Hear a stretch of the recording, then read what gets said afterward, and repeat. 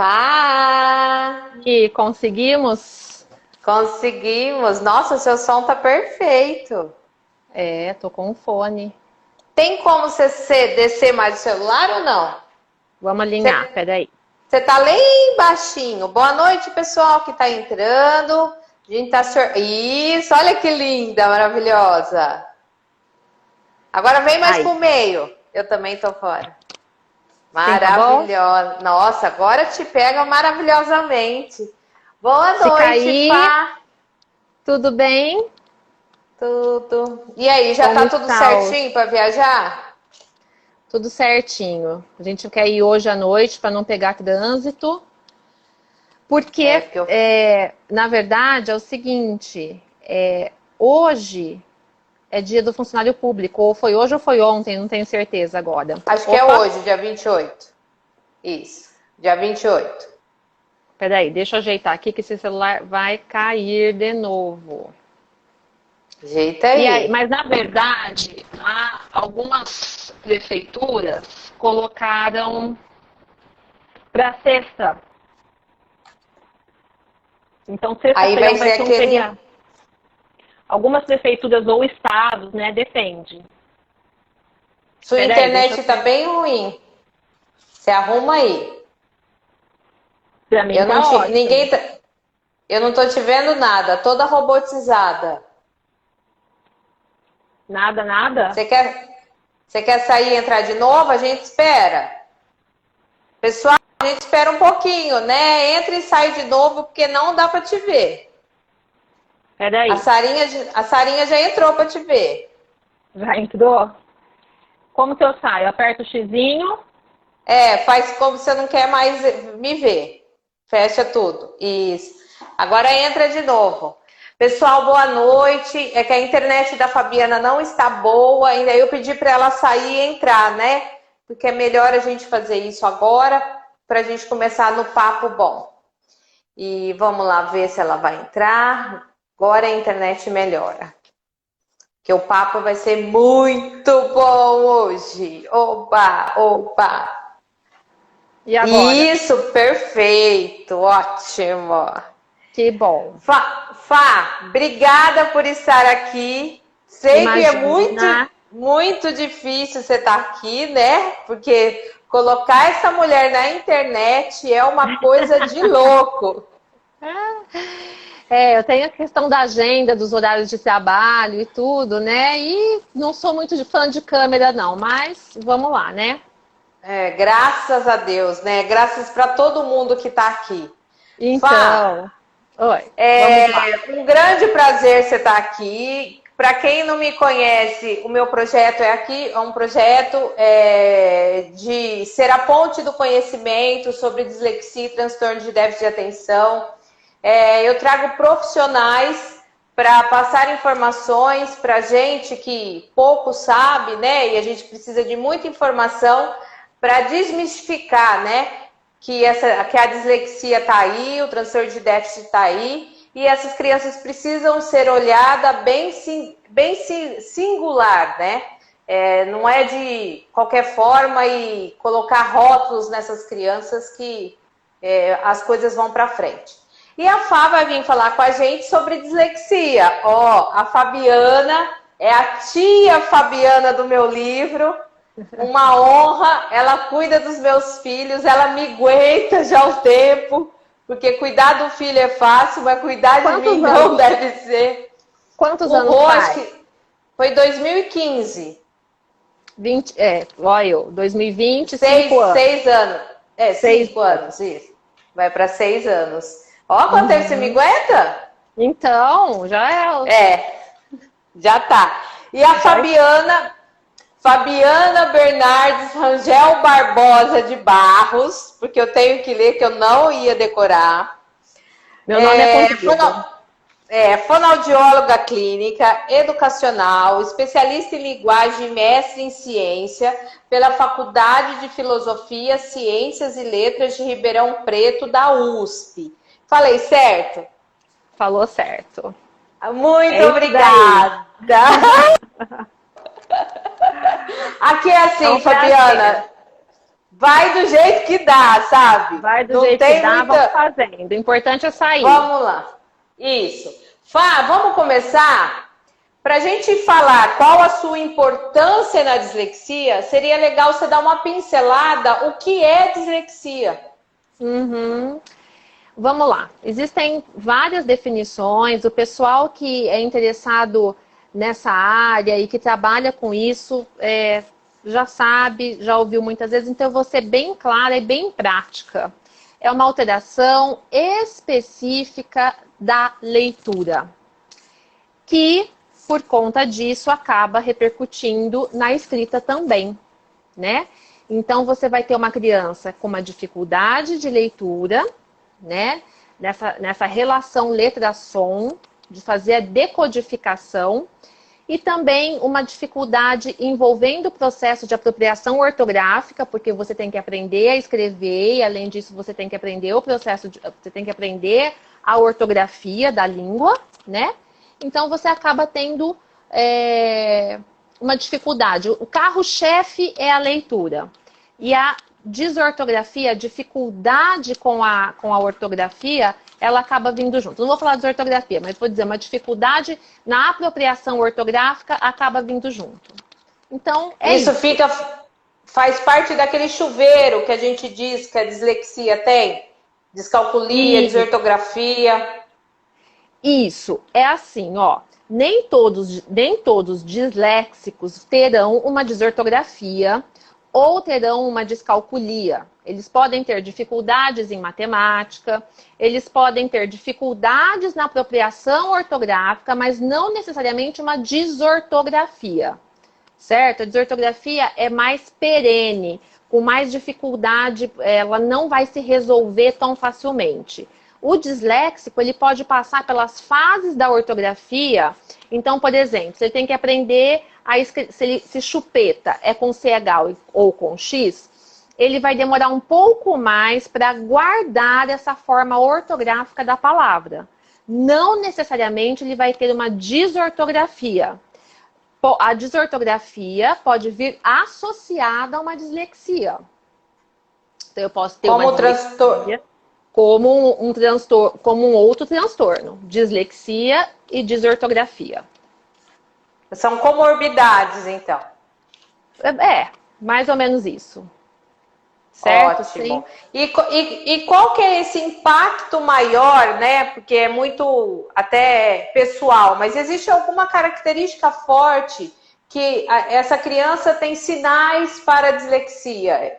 Eu, em sala de aula, o que eu posso já começar a me alertar em cima disso? Veja bem, por se tratar de uma condição genética, ser uma disfunção neurobiológica, existir a hereditariedade. Então, a criança, ela já nasce disléxica, né? Ela já tem aquela circuitaria cerebral, aquela circuitaria funcional entre os sistemas neurais, já estão programados para aquilo. Os sinais e os sintomas que vão aparecer eles podem acontecer já na primeira infância, ali por volta dos 4, 5 anos, quando o professor lá do ensino infantil, ele vai ensinar rima, ele vai ensinar a literação, né? O que é literação? Palavras que começam com o mesmo som. Então, banana começa igual bacia, que começa igual bacalhau, certo? Então, a criança perceber que esse de banana, bacia e bacalhau é o mesmo som. Isso é uma aliteração. Normalmente, isso é feito com jogos, com brincadeiras lúdicas no ensino infantil. E a rima, né? É uma outra habilidade que a criança aprende por volta dos 4, 5 anos de idade. Então, a criança saber que coração rima com mamão, que rima com portão, ão. Então, esta habilidade, dessa percepção, ocorre por volta dos 4, 5 anos de idade, muitas vezes de forma espontânea. O que quer dizer isso? De uma forma inconsciente, sem uma instrução direta, tá? Uma instrução direta do professor. Como no ensino infantil a gente tem muitos jogos que envolvem rima, que envolvem a literação, as crianças acabam tendo, né, essa exposição a esse material, a esses estímulos e acabam aprendendo. O professor que perceber que por volta dessa idade o aluninho dele não aprende com a mesma facilidade que os demais, que os demais colegas da sala, que ele tem uma dificuldade maior, esse é um sinal importante. Essa criança deve ser avaliada, deve ser olhada mais de perto, porque é a principal habilidade que vai estar prejudicada na dislexia. A gente chama de habilidades fonológicas, consciência fonológica. Então, esse é o primeiro sinal. Isso, a famosa consciência fonológica. Esse é o primeiro sinal numa criança por volta de 4 dos 5 anos. Às vezes, esses sinais passam desapercebidos nessa idade. Principalmente porque no ensino infantil a gente não tem ainda na grade, né, da maioria das escolas, a gente não tem na grade das escolas um ensino, um estímulo sistemático dessas habilidades. Que uma coisa é você ensinar rima, fazer uma musiquinha, cantar rima no começo, lá em janeiro, em fevereiro.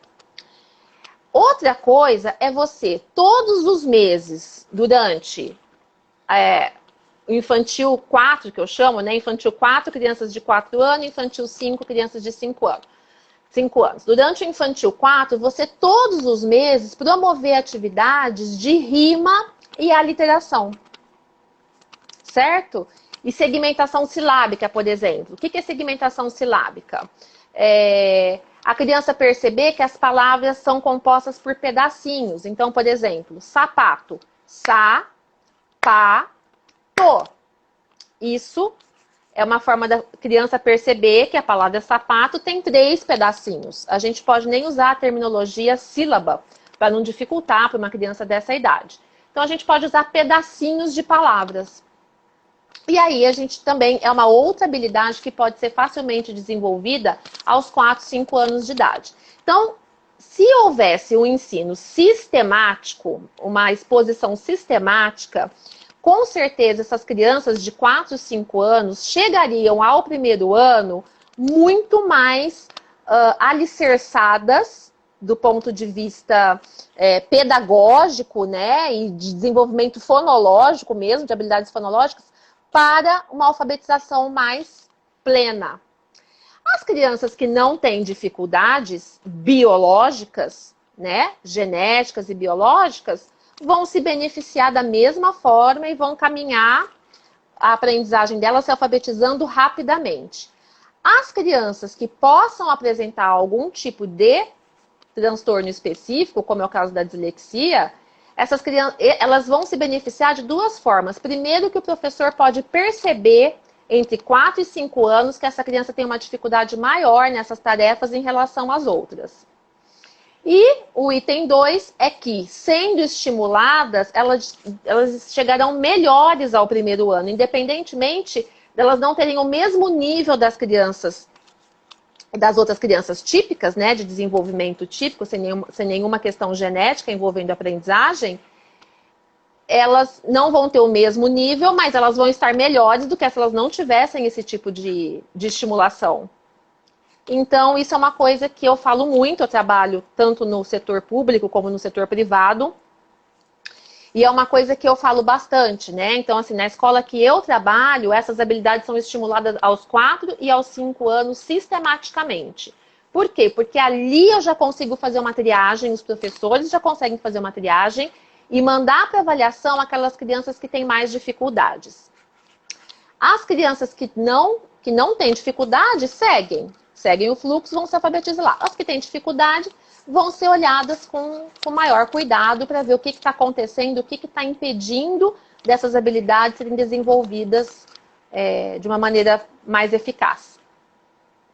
Que sonho de escola. Que sonho de escola. Mas na escola pública, nas escolas públicas, isso é mais difícil por causa das diretrizes curriculares, do MEC, das ordens que vêm lá de cima, dos intelectuais da da aprendizagem, da alfabetização, do ensino, os intelectuais pedagógicos. Mas isso já tem mudado triste bastante. Demais, né? Já melhorou.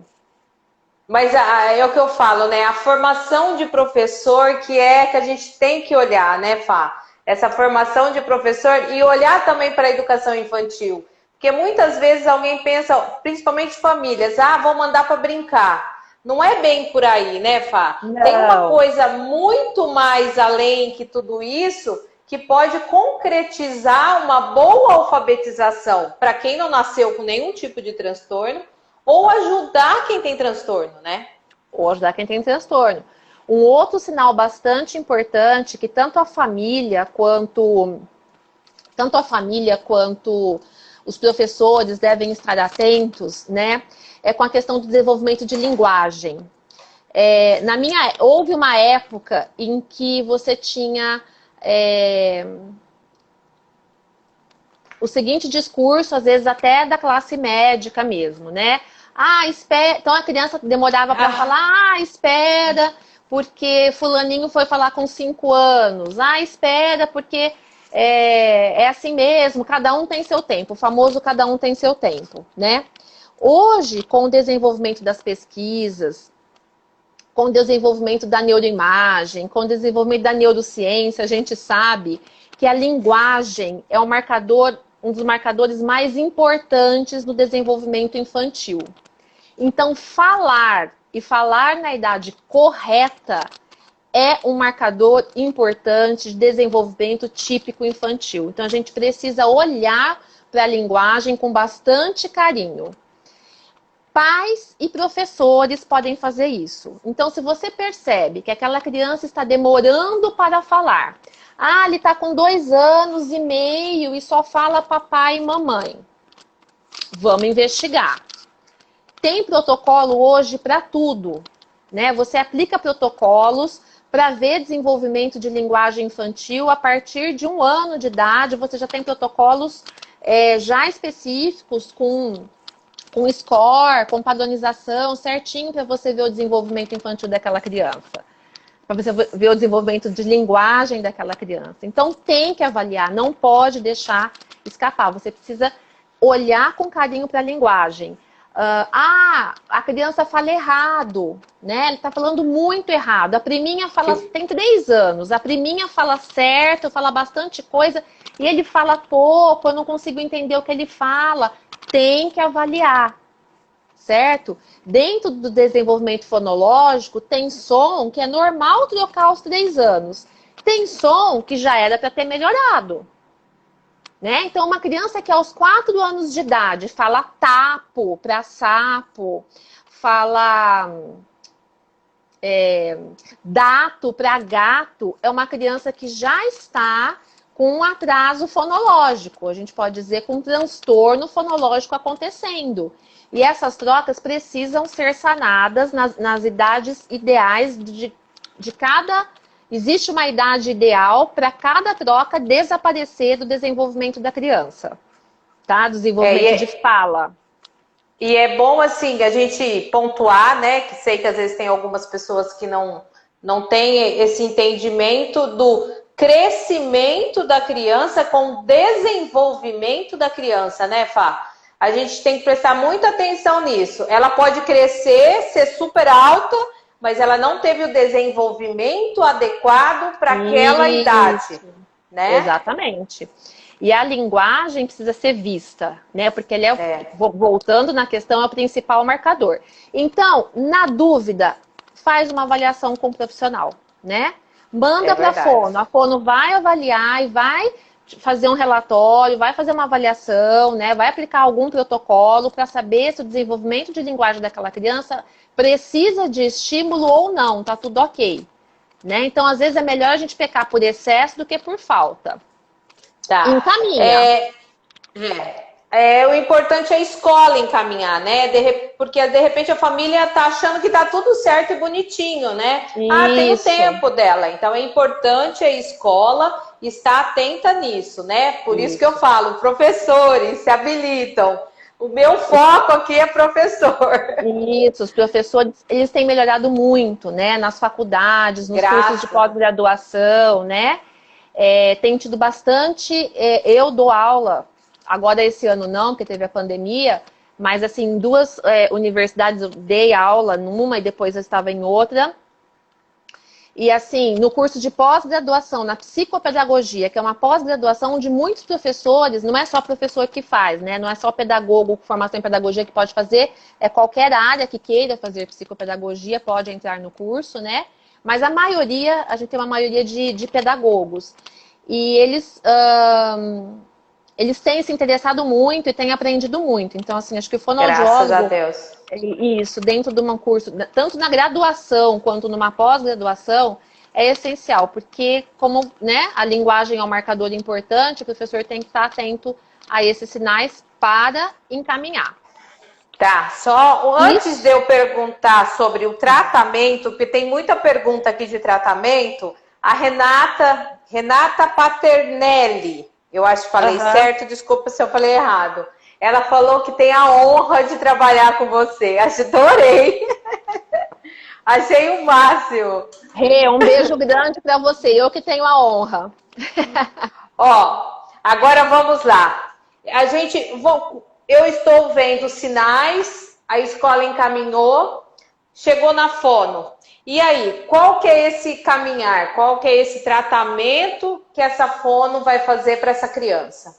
Ó, só voltando só um pouquinho, esses dois sinais que eu te falei, da rima, da literação, que são a consciência fonológica, e o atraso de fala ou linguagem e fala, a gente está falando ali por volta de 1 a 5 anos, certo? Nós estamos falando nessa categoria aí, nessa idade.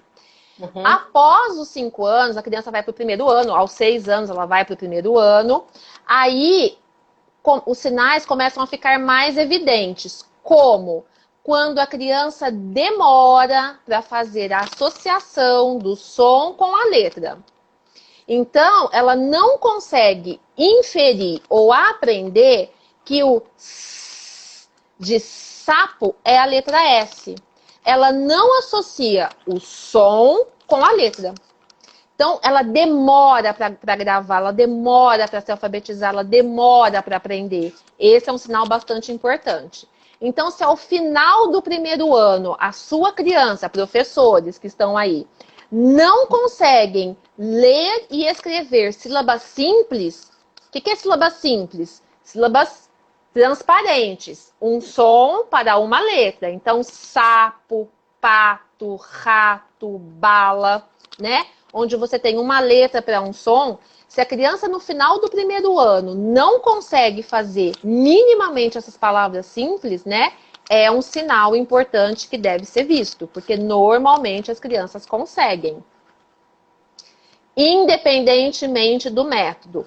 É claro que se o método aplicado for o método fônico, que é o método o qual eu defendo, método multissensorial fônico articulatório, eu defendo para todas as crianças, não só para criança com dislexia ou com algum transtorno de aprendizagem, mas para todas elas. Eu acho que não há perda nenhuma em você utilizar esse tipo de método. E aí é uma longa discussão, que a gente pode até marcar um outro momento para falar sobre método. Deixa eu só abrir um parênteses. Professores, tem lá no MEC, eu fiz 6 meses, vai acabar esse mês. O método fônico multissensorial chama Tempo de Aprender. É gratuito e é bárbaro, viu? Eu gostei muito, Fabiana, eu fiz. Então, assim, comecem a procurar, porque tem coisas e é gratuito. Tem muita coisa disponível, tem muita coisa disponível, é muito material, e eu acho que, assim, quanto a isso a gente não tem problema nenhum. Tem muito curso, tem muita live. Agora, aqui pandemia, eu nunca vi tanta live, assim, então, assim, tá tendo muito recurso. E é uma coisa que se você aprendendo, então eu falo com os professores, né? Eu trabalho muito com professor. eu falo para os professores que é uma carta na manga que você tem. Você não precisa, às vezes, você tem outras linhas teóricas durante a sua graduação e você aprende outras formas de ensinar, mas você tem que dominar o método fônico, porque ele é uma carta na manga que você tem para aquelas crianças que aprendem ou que não aprendem. Aquelas crianças que aprendem mais devagar, que vão mais lentamente, é uma carta na manga que você tem. Mesmo utilizando o método fônico, no primeiro ano, você vai ter uma diferenciação das crianças que não têm nenhum transtorno e das crianças que têm um transtorno. As crianças que não têm um transtorno vão se desenvolver muito rapidamente, muito facilmente com o método fônico. E as crianças que têm um transtorno, elas vão se desenvolver, porém, com uma maior lentidão. E aí é onde a gente consegue começar a fazer um pré-diagnóstico diferencial. A gente já tem que começar a olhar para essa criança, fazer outras formas de intervenção e, se possível, mandar para uma avaliação mais específica. Para não deixar o negócio ir para frente. Porque aí não vai só, eu falo pelo meu filho, não vai só a dificuldade na leitura escrita, vai a parte emocional junto, né? Eu não consigo, eu não sei fazer, e aí tem que cuidar de tudo, né? Aí vira uma coisa bem complicada, né, Fá? E o disléxico, né? É muito importante que a gente sempre considere isso. Ele tem um desenvolvimento cognitivo normal. Ele tem uma inteligência normal. Então, a capacidade de aprendizagem dele dos conteúdos é normal. Ele está apto a aprender. Só que muitas das vias de aprendizagem do conteúdo pedagógico, né, da grade curricular da escola, é feito por leitura e escrita. Então, se ele tem uma defasagem na principal ferramenta para desenvolver a aprendizagem dele dos conteúdos, acaba ficando muito difícil. Se isso não é diagnosticado e a escola não tem um olhar para essa criança, você acaba tendo um atraso pedagógico no aprendizado das matérias, no conteúdo de ciências, por exemplo, que não era para acontecer. Então, a importância do diagnóstico, mais do que o diagnóstico precoce, é importante que você tenha um tratamento, um acesso às terapias precocemente, para que você não tenha um prejuízo maior, um impacto maior da dislexia na vida dessas crianças ou adolescentes, enfim, né? Dependendo da idade que for. Eu tô lendo aqui, Bia, não tenha vergonha de ter dislexia. A dislexia é um dom que você tem. Põe isso na sua cabeça, tá? Ela tá dizendo que tem vergonha, não gosta, se sente mal, não gosta de falar da dislexia. Eu acho que tem que falar, tem que ler, vai ver como uma delícia. Saber que tem dislexia, tem um monte de vantagem na prova.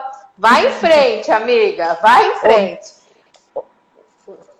Pode falar, não, eu queria falar para a Bia que ela tem que falar sobre isso, sim. Ela tem que ir atrás da dificuldade dela, tentar vencer essas barreiras, porque ela é capaz de tudo. Eu não sei quantos anos a Bia tem. Quantos anos você tem, Bia? Saiba que você vai conseguir fazer sua faculdade, fazer sua pós-graduação, sua vida vai seguir. Você vai aprender com as terapias e com ajuda a driblar as suas dificuldades. E aí você vai seguir. Todo mundo tem uma dificuldade. Eu, por exemplo, sou péssima em matemática. Consegui fazer mestrado e tive que fazer uma prova de genética que eu tinha que fazer cálculo, tive que fazer estatística. Com ajuda, fiz aula particular lá no mestrado, já velha, na faculdade.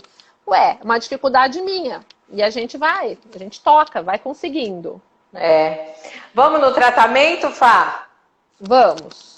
Então, vamos lá no tratamento. Então, vamos lá. Olha, por que o fonoaudiólogo... Peraí. A Flávia tá dizendo que você é muito competente. Flávia! É a Flávia Minto? Peraí. Fázio. Flávia Fázio. Oi, Flá. Beijo, a coordenadora do Colégio Vitor Frankl. Maravilhosa. Uma profissional super competente. Ela tá falando de mim, mas ela, Ela arrasa como coordenadora lá do ensino infantil e do Fundamental 1. Eu sou a rainha das coordenadoras. Então é ela mesmo. É você mesmo, hein? Vamos lá. Pega ela aí. Vamos lá no tratamento, Fá. Tratamento. Bom, sabendo, né, que a dislexia, ela passa por uma questão, né, no sistema fonológico da linguagem, então a gente sabe que envolve a linguagem. Então, já está falando, né? A principal característica dela é uma alteração no sistema fonológico da linguagem. Muito bem. Quem é que trata da linguagem? O fonoaudiólogo. Então, o fonoaudiólogo tem papel crucial no tratamento da dislexia, né? Eu diria que nas fases iniciais da dislexia, né, quando você tem um diagnóstico mais cedo, com 6, 7 anos de idade, ele é o principal profissional que vai atuar com essa criança. E depois, muito possivelmente, em muitos casos, a gente precisa atuar com outros profissionais, como psicopedagogo, por exemplo. Se a Rê estiver aí, a Rê é uma ótima psicopedagoga que trabalha comigo. E a gente tem o apoio do psicopedagogo também nesse percurso aí do tratamento do disléxico, né? Mas assim, o principal, né? O principal que você tem que tratar, primeiro, se tiver alteração fonológica de fala, inicialmente tratar os problemas de fala, as trocas de fala. Mas nem todo disléxico tem trocas na fala, tá? Mas muitos têm, mas nem todos. Então, se tem que tratar, é o primeiro ponto, né? Segundo, estimular as habilidades metalinguísticas, a consciência fonológica. Tudo. Rima, aliteração, segmentação silábica, segmentação fonêmica, transposição fonêmica e silábica, subtração, adição de fonema e de sílaba. Aí são várias habilidades dentro dessa habilidade que você trabalha para você desenvolver esse sistema fonológico, essa percepção dos sons, de como eles podem ser combinados, de como eles se repetem, de como eles podem ser manipulados na fala, na linguagem oral. E isso é comprovado cientificamente, né? Tanto você já falou com o Capovilla, já falou com a Simone Capellini, então são profissionais que estão na ponta dos laboratórios de aprendizagem aí, né? A Simone em Marília, o Capovilla na USP de São Paulo. Então, eles estão na ponta dessas pesquisas e isso está mais do que comprovado, né? Então, trabalhar essa habilidade é altamente eficaz para essas crianças. Outra coisa importante para você trabalhar, a memória operacional fonológica, que é aquela memória curtinha que você utiliza ela para armazenar e manipular uma informação por um curto período de tempo. Essa memória é extremamente importante, é ela que é o canal de entrada para a memória de longo prazo.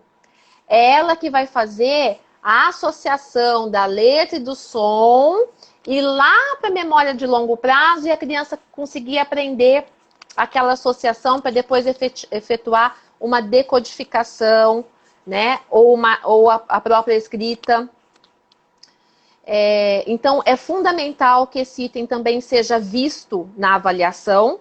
Veja bem, tudo isso que eu estou falando, gente, nós temos protocolos de avaliação também, desenvolvidos por todo esse pessoal que já estão na ponta aí dos laboratórios.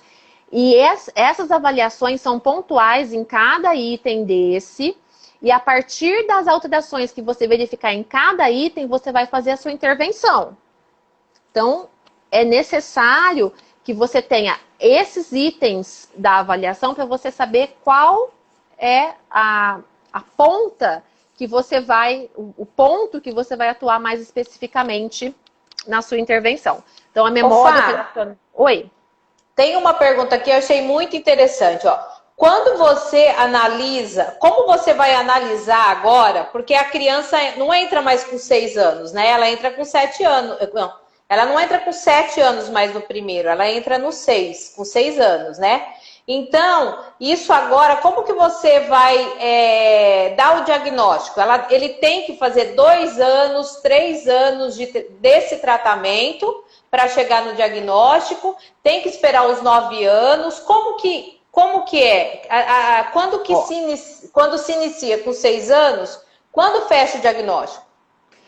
Aos 6 anos, você não pode fechar diagnóstico, porque a criança está em desenvolvimento neurológico, né? Das habilidades, de toda a circuitaria dela lá, envolvendo, né? O desenvolvimento neuronal dela. Então, você não pode fechar nenhum diagnóstico. Você pode suspeitar. Através do quê? Né? Desses sinais que eu falei de início. Então, assim, dificuldades fonológicas, que são as mais importantes, dificuldade em aprender a relação letra-som, então no primeiro ano, então você vai suspeitar. Aí você tem também que colher o histórico dessa criança. Qual é o histórico? Existe algum antecedente familiar de dificuldade ou transtorno de aprendizagem? Existe alguma outra coisa que pode estar influenciando? Essa criança ouve bem? Essa criança enxerga bem? Então você vai destrinchar, você vai pegar essa criança, que é uma criança que está se desenvolvendo diferente, aos 6 anos. Você vai avaliar essa criança para saber, olha, essa é uma criança que tem que ir para uma intervenção precoce, que a gente chama uma intervenção, até o RTI faz muito isso, né? Você está fazendo o RTI da Simone Capellini. Você vai fazer uma intervenção nessa criança e ver a resposta dela. Qual é a resposta que ela vai ter? Se essa criança, com a intervenção, se desenvolver super bem, você tira ela do grupo de risco. Se essa criança, apesar da intervenção, melhorar, mas não atingir as metas, né? Não atingir o necessário para a idade, para o estímulo que ela está recebendo, essa criança continua em intervenção. O diagnóstico só pode ser fechado, só deve ser fechado por uma equipe multidisciplinar, depois que a criança passou por várias avaliações, que essa história foi bem vista e revista, que ela passou por uma boa estimulação e por volta dos 9 anos de idade, independente da época que você pegou ela, certo? Mas quanto tempo você fica com essa criança? Por exemplo, ela chegou com 9 anos, tá? Quanto tempo você fica com essa criança para você dar o laudo para ela? Ela já tem 9 anos.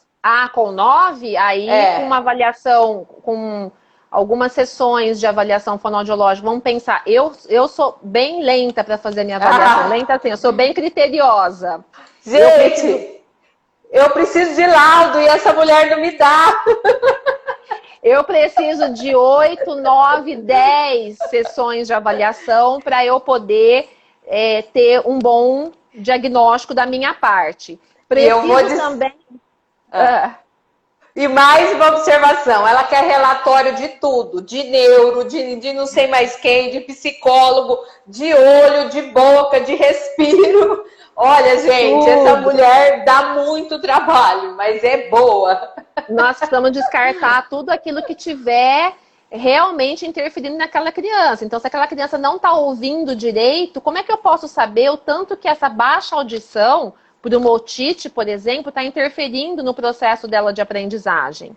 Se essa criança tem um ambiente sociocultural muito ruim, né? Então, por exemplo, uma família muito desestruturada, uma escola, né, que acolhe pouco, ela não tem lugar para estudar, ela tem pais que não são alfabetizados, por exemplo, eu preciso limpar todo esse terreno que é desfavorável à aprendizagem dela para eu ter certeza.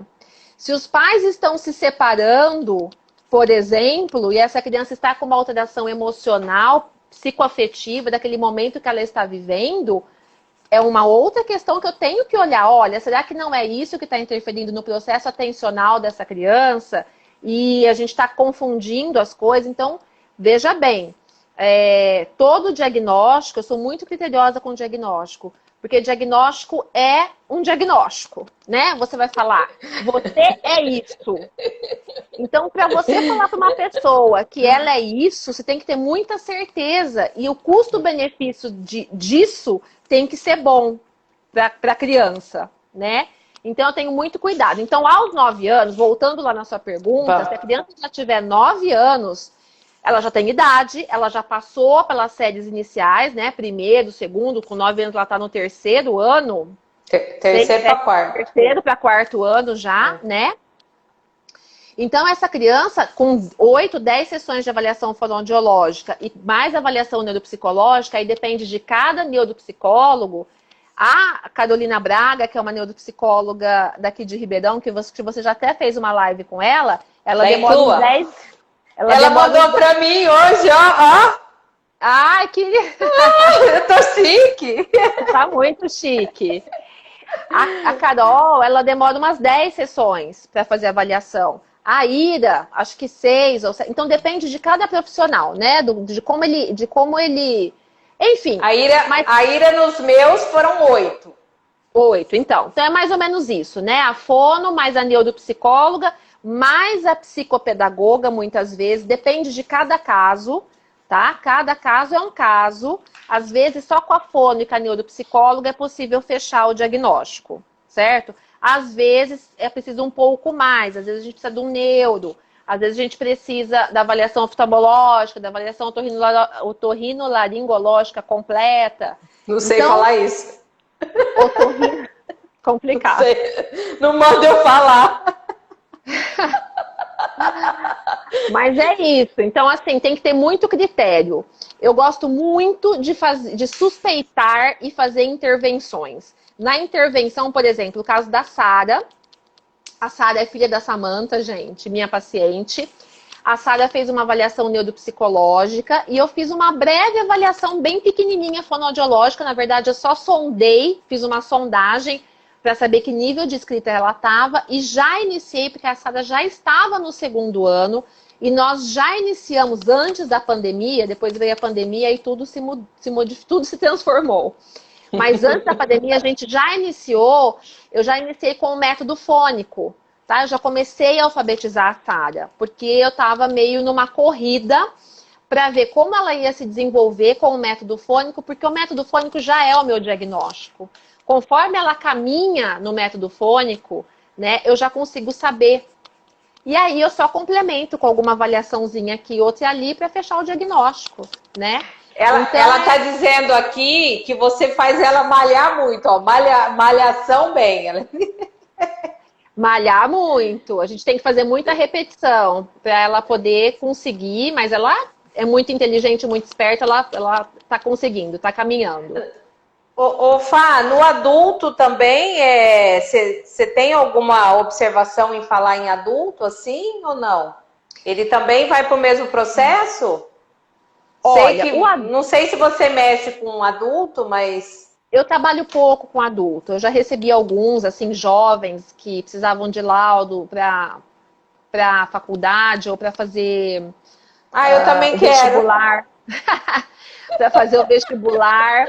Não dou laudo com facilidade, hein? Já chegou lá no vestibular, já chegou lá na faculdade, vai se virar, porque aí já passou. É assim, ó. O adulto, ele já passou pela pior fase. Oi, Sassá! Tá boa, meu amor? Vai dormir. Já tá de pijama. Já tá de pijama? Já vai dormir? Já. Vai. O adulto, ele já passou pelo pior, né? Que é toda aquela fase de alfabetização. Sobreviver. Ele já tá na fase de sobrevivência, ele já se virou, principalmente se ele chegou na faculdade, ou se ele já está prestando vestibular, né? Então ele já passou um percalço grandão aí. Então, normalmente, quando isso acontece, ele já aprendeu a se virar. O diagnóstico, ele vem mais para ajudá-lo, né? Nas questões jurídicas dos direitos que ele tem, né? De tempo de prova, de espaçamento maior, enfim, uma série de coisas que é possível fazer por ele, tanto no vestibular quanto na universidade. E se ele tiver alguma coisa mais pontual, como por exemplo, normalmente aí o que ele vai ter mais dificuldade vai ser na ortografia, em como gravar as palavras, né? Assessorista, como se escreve, né? Se é com 2 S, se é com C. ele vai ter mais dificuldade na ortografia, possivelmente, de ter guardado as regras ortográficas e como escrevem essas palavras, e muito na interpretação, né? Então, é possível você trabalhar já na fase adulta, principalmente a fase de interpretação de textos e a ortografia, né? É o mais comum de acontecer, são as dificuldades maiores encontradas na fase adulta. Porque ele já alfabetizou, né? A gente tem a honra, o Dr. Rubens, doutora Alessandra, que é a esposa dele, lá do hospital, do ABC, que eles têm um centro, um tratamento multidisciplinar para transtorno de aprendizagem, tá aqui na nossa live. Muito obrigada. Nós estamos, olha lá, ela tá aqui falando. Keisa, não te conheço, muito prazer, tô vendo aqui. Ela tá dizendo que os irmãos dela chamou ela de burra a vida inteira. Fala para eles estudarem, que você não é burra. Fala para eles estudarem, você não é burra. Você pode ter qualquer coisa, burra você não é. Exatamente. Olha, essa é uma questão, né, que acaba confundindo muito, porque como a pessoa tem uma dificuldade numa habilidade tão importante, né, que é a leitura, então você ler com fluência e interpretar, porque a leitura é teu canal para tudo, né? Você vai ler, a partir dali você vai conseguir se informar, você vai conseguir aprender, você vai conseguir ter crítica, então assim, né? E a escrita, né? Você se expressar, você conseguir se expressar. Então, são habilidades habilidades sociais extremamente importantes. E que permeia toda a vida acadêmica do sujeito. Então, quando isso não é fluido, quando isso não acontece com a facilidade com que acontece para nós, que temos um desenvolvimento típico dessas habilidades, o esforço é muito grande, as frustrações são muito grandes e muitas vezes acontecem os fracassos, né? A pessoa não consegue ler o livro inteiro, não consegue entender toda a história que ela leu, né? Se ela estiver lendo, se o outro ler para ela, ela vai conseguir. Então, aí se as pessoas que estão em volta não entendem o que está acontecendo, infelizmente, esses estigmas, né? Você é burro, você não aprende, acaba acontecendo, né? E não é aí, não é por aí, né? É uma dificuldade específica, né, de uma habilidade, e não uma coisa que envolve toda a parte cognitiva da pessoa. A editora Alck está aqui com a gente. Ela está dando 30% para todo mundo que está na live. Oba! Comprar livro. Então, corre lá. Ela está pondo aqui, o cupom chama Ganhe 30. Então, vamos lá comprar livro e estudar. Outra coisa. Quem falar alguma coisa que não sabe o que é dislexia, por favor, se informe. O meu projeto, graças a Deus, tem muita gente boa, a Fabiana está nele. Na minha bio tem e-book gratuito, quer contar para o filho que tem dislexia, tem meu livro lá também, que a tia Fabiana tia Fabiana. Tem a tia Ira Lúcia. Então, assim, gente, se informe. Se não sabe, procura. Para de rotular as pessoas. Porque todo mundo tem defeito, graças a Deus. Ou graças dificuldade. A Deus. Somos todos diferentes. E dificuldade. Né, Fá? Ai, Fá, tô adorando. Vamos marcar uma live assim de 5 horas? Então, vamos lá. Olha, eu não tenho... termina. Você quer que eu termine de falar da intervenção? Eu vou falar dos principais. Duas que adoram falar, isso que dá. Não tem jeito. Então, tá acabando, falta 5 minutos. Pra gente acabar? Só você cai. Aí, deu outra coisa. Essa live vai estar gravada aqui. Pode multiplicar. E lá no YouTube. Falei certo, né, Ale? Porque eu falava YouTube, igual o Ribeirão Preto. Agora eu tenho que falar bonito. YouTube. Sem o R. Então tá, 5 minutos. 5 minutos. Bom, então vamos lá. A fono vai trabalhar as habilidades fonológicas, a memória operacional fonológica, vocabulário, principalmente o vocabulário expressivo. Muitas vezes o vocabulário, que a gente chama de léxico semântico dentro da fonoaudiologia, o vocabulário receptivo do disléxico é muito bom. Então, se você nomeia um objeto ou uma ação, né, ele consegue identificar. Você mostra uma figura lá, beber, e tem uma pessoa lá bebendo, ele consegue. Mas quando você faz o inverso, você mostra a figura, o objeto, a figura, ou a ação, para ele nomear, ele pode ter uma dificuldade nessa nomeação, uma dificuldade no vocabulário expressivo. Ele sabe para que serve, ele sabe o que é, ele sabe tudo, mas o nome não vem, né? Então, aí quando você fala o nome para ele, ele, é isso, cadeira. Então, cadeira, é isso, né? Então, é muito importante trabalhar essa parte de vocabulário, porque isso vai fazer toda a diferença com relação à interpretação textual, à produção textual, à expressão dele na escrita, porque ele vai ter que evocar as palavras, tá? Então, isso é muito importante. Nomeação rápida, que a gente chama de RAM, também é outra parte importante, que é você usa a mesma circuitaria envolvida na leitura, então você faz esse treino dessa circuitaria para você melhorar posteriormente fluência leitora, processamento visual e processamento auditivo, tá? Tudo isso tem que ser trabalhado na criança com dislexia. Acabou. Método fônico. Método fônico. Doutor Rubens, está dando parabéns, doutor Rubens. Olha que honra. Obrigada, doutor Rubens. Sou fã dele. Gente, precisar de um neuropediatra, doutor Rubens. Procurem, qualquer coisa me manda, que eu mando o telefone, o neuropediatra. Pena que ele está longe. Ele é lá do ABC, lá do hospital. Ele é professor lá no hospital do ABC. E tem esse centro para transtorno. Aquele livro Dificuldades Escolares, aquele que eu vivo distribuindo, ele é autor. Que bom, prazer, doutor Rubens, maravilhoso.